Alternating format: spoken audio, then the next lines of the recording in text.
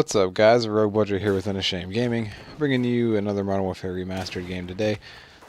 Today we're going to be discussing spawn traps in Call of Duty, and that is mainly, well not mainly, due in part to, as you will see at the end of this video, or at least towards the end, we get the other team in one or two pretty bad spawn traps, and it just gets to the point of ridiculousness.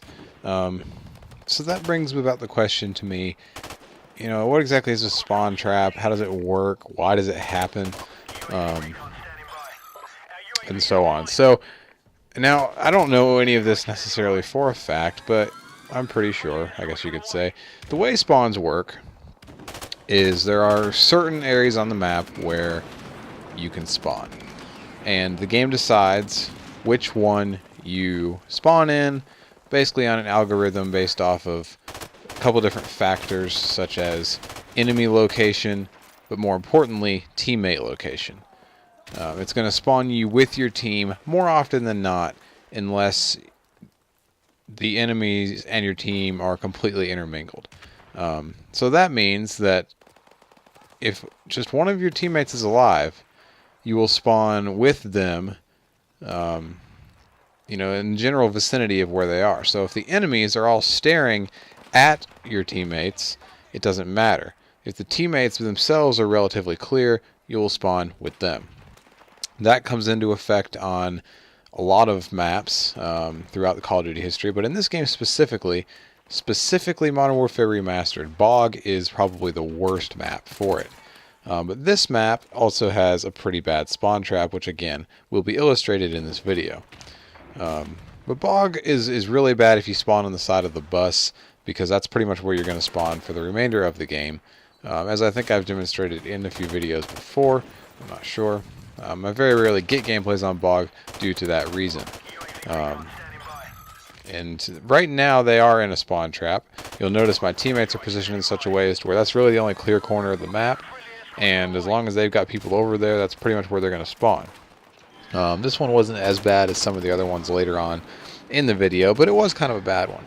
I also want to point out, side note, that this gameplay could have had a lot more kills, except my first 12 kills and 2 deaths were such perfectly placed deaths that I died on a 6-kill streak both times, which was very frustrating to me because, as we all know, 7 is the mark for a helicopter, and after that point, you know, just keep building your streaks.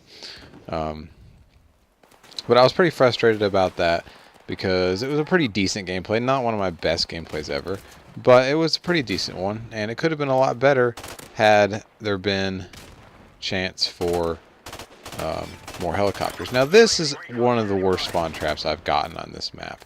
I literally sat up here, unloaded on these guys until I ran out of ammo with which to unload.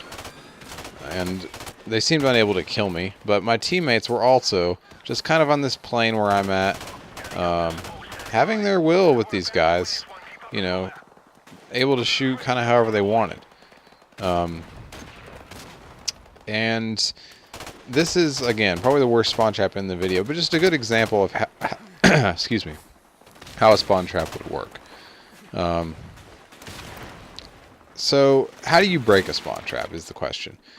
Well, there's a couple different ways.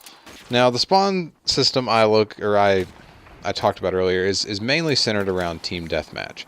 Now, when you get into an objective-based game type, the objective plays a role in the spawns as well. Based on, for example, where a hard point is, you probably won't spawn in the hard point.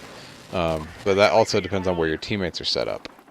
And, you know, that can kind of have an effect. So if you, for example, you're in an uplink game, you're getting spawn trapped in your base or capture the flag or whatever, sometimes the best option is to cut your losses, give them an easy score, push out past your base, push out past their line, force them to double back, then you'll have better spawns.